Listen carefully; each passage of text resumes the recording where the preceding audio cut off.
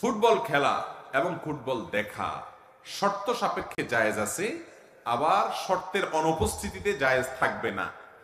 আমরা অনেকে মনে করি খেলাধুলা বোধহয় ইসলামে হারাম। সব খেলাধুলা, আনন্দ বিনোদন, হাসি রসিকতা, এগুলো বলতো ইসলামে নাই। ইসলামে শুধু নামাজ কালাম আছে, রোজা আছে, জাকাত আছে, হজ আছে, ওয়াজ শোনো, ওয়াজ করো, গুরু গম্ভীর জিনিসপত্র আছে। আমাদের দুনিয়াতে বেঁচে থাকার জন্য একটু হাসি, একটু বিনোদন, একটু খেলা, একটু আনন্দ, এগুলোর দরকার আছে না নেই? এগুলো ছাড়া মানুষ বাঁচতে পারে? মানুষ তো সামাজিক প্রাণী। সামাজিক অনেক বিষয় যেরকম তাদের দরকার হয়, বিনোদনমূলক অনেক কিছুরও দরকার। সেই বিনোদনের সকল ব্যবস্থা ইসলামে আছে। ইসলামে কোনো কিছুর অভাব বা সংকট নাই। মুসলমান যথেষ্ট সমৃদ্ধ।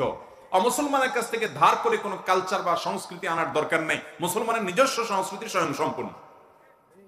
যেমন আমাদের প্রিয় নবী সাল্লাল্লাহু আলাইহি ওয়াসাল্লাম, তিনি কবিতা আবৃত্তি করার জন্য অনুমতি দিতেন। তিনি নিজেও কবিতা আবৃত্তি করেছেন। খন্দকের যুদ্ধের সময়, পরীক্ষা খনন করার সময়, মসজিদে নববী নির্মাণের সময়, এবং তাবুকের যুদ্ধের সময়, তাবুক নয়, আপনার হুনাইনের যুদ্ধের সময় তিনি কবিতা আবৃত্তি করেছেন। আনান নবিয়্যু লা কাযিব আনা ইবনু আব্দুল মুত্তালিব, তিনি কবিতা আবৃত্তি করেছেন। আল্লাহুম্মা ফিলিল আল্লাহুম্মা লা আইশা ইল্লা আইশাল আখিরা ফাগফির লিল আনসারি ওয়াল মুহাজিরা, এগুলো নবীজির কবিতা। কষ্টের সময় কষ্টের কাজ করলে কষ্ট দূর করার জন্য মানুষ দেখবেন শ্রমিকরা গান গেয়ে উঠে, আছে না? যে কষ্ট দূর করবার জন্য, হালকা করার জন্য আপনার খেতে খামারে কাজ করতেছে অনেকে, তো গান ধরে। এই গানের কথামালার মধ্যে যদি খারাপ কিছু না থাকে, এখন গান মানি তো দুই নম্বরই, গান মানে হলো যৌনতা, গান মানে হলো নোংরামি, অসভ্যতা বেশিরভাগ।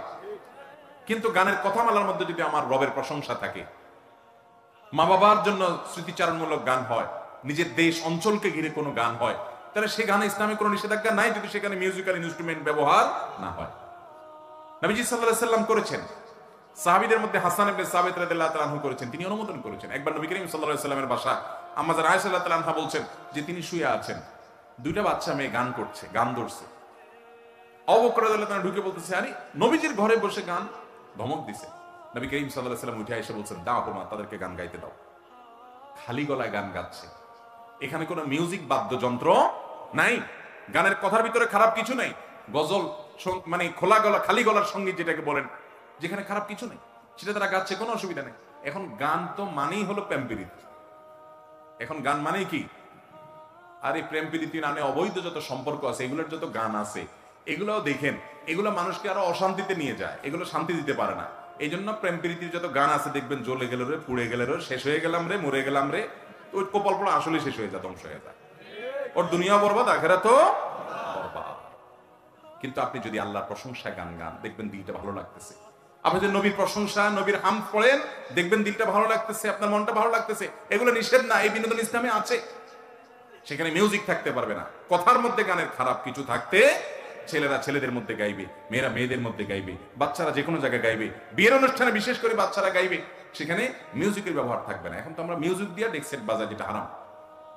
ভাইরা আমার, খেলাধুলা হিসাবে ইসলামে নবী করিম সাল্লাল্লাহু আলাইহি ওয়াসাল্লাম একবার এক বাজারে গেলেন, যায় দেখলেন দুই দল তারা শুটিং প্রতিযোগিতা করতেছে, তীর মারার কম্পিটিশন করতেছে দুই দল।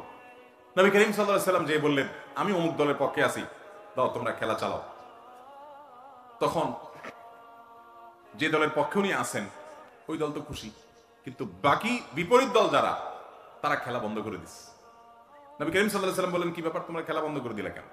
বলে, ইয়া রাসূলুল্লাহ, আপনি ওই দলে আছেন, আপনি ওদের পক্ষে যখন আছেন, তখন ওই দিকে কিভাবে তীর মারি আমরা? তখন নবী করিম সাল্লাল্লাহু আলাইহি ওয়াসাল্লাম বলেন, ঠিক আছে, আমি দোনো দলের সাথে আছি, তোমরা খেলো, তারপরও তোমরা খেলো এই তীর মারার প্রতিযোগিতা। রাসূল আকরাম সাল্লাল্লাহু আলাইহি ওয়াসাল্লাম এলাও করেছেন। মসজিদে নববীর আঙ্গিনা ইথিওপিয়ান সাহাবীরা, নিগ্রো সাহাবীরা খেলাধুলা করছে। আম্মা জান আয়েশা বলেন, আমাকে একটু নিয়ে যান, আমি দেখবো।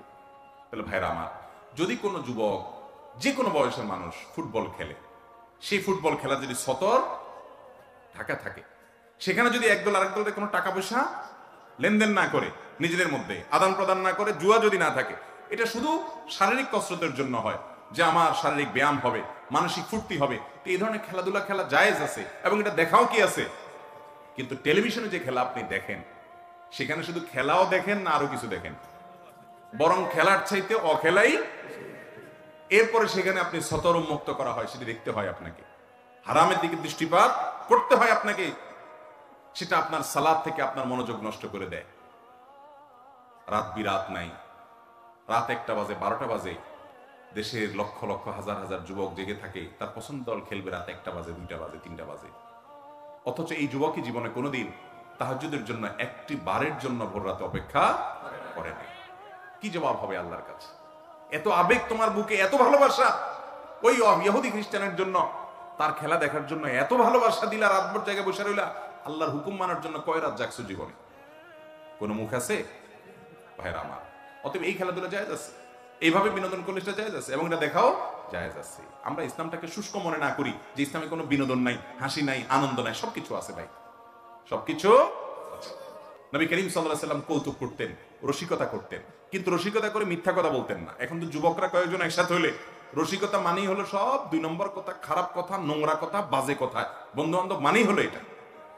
অথচ নবী করিম সাল্লাল্লাহু আলাইহি ওয়াসাল্লাম একবার রসিকতা করে, মজা করে একজন সাহাবীকে বললেন, ও 2 কানওয়ালা এদিকে আসো। ডাক দিয়েছেন কি বলে? 2 কানওয়ালা। তো 2 কান কান নাই, এটা বলে তিনি মজা করলেন, সবাই একটু আনন্দ পেলেন। তাহলে কথা দিয়ে কৌতুক করা যদি অসত্য না হয়, মিথ্যা না হয়, নবীজি মিথ্যা বলেন নাই, যা বলছেন সত্য, তার কান তো 2টাই আছে, কিন্তু মজা করলেন মাঝখানে। ভাইরা আমার, অতএব এরকম আনন্দ বিনোদন করা কি আছে? তিনি একবার কোন এক সফরে আম্মা জান আয়েশা রাদিয়াল্লাহু তাআলা আনহা এবং অন্য সাহাবীরা সবাই ছিলেন, সবাইকে বললেন, সবাই দৌড়াদৌড়ি প্রতিযোগিতা করো, কম্পিটিশন করা, দৌড়াদৌড়ি, এটা এক ধরনের খেলা, দৌড়াদৌড়ি করো, কে আগে যেতে পারে, টার্গেট ঠিক করে দাও, রেসিং। এবং আয়েশা রাদিয়াল্লাহু তাআলাকে বললেন, আসো তুমি আমার সাথে কম্পিটিশন করো। তো একবার নবী করিম সাল্লাল্লাহু আলাইহি ওয়াসাল্লাম আগায় গেছেন, আবার স্ত্রী জিতাই দিয়েছেন, জিতে দিয়ে বলছেন আগেরটার বিনিময়ে এটা কাটাকাটি। তাহলে বোঝা গেল এই খেলাধুলাগুলো ইসলামে আছে না নাই? যুবকরা কোথায় যাচ্ছি, কোথায় যাচ্ছি আমরা? অমুসলিমদের কাছ থেকে ধার করার দরকার